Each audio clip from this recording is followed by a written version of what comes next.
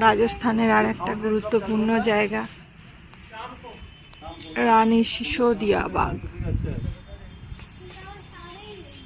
এটাও রানী সিসোদিয়ার জন্য রাজা বানিয়েছিলেন। চারিদিকে পাহাড় দ্বারা বেষ্টিত এবং ধাপে ধাপে নির্মিত। স্টেপ বা ধাপ, এই যে দ্বিতীয় ধাপ, তৃতীয় ধাপ। রাজস্থানের আরেকটি সুন্দর জায়গা।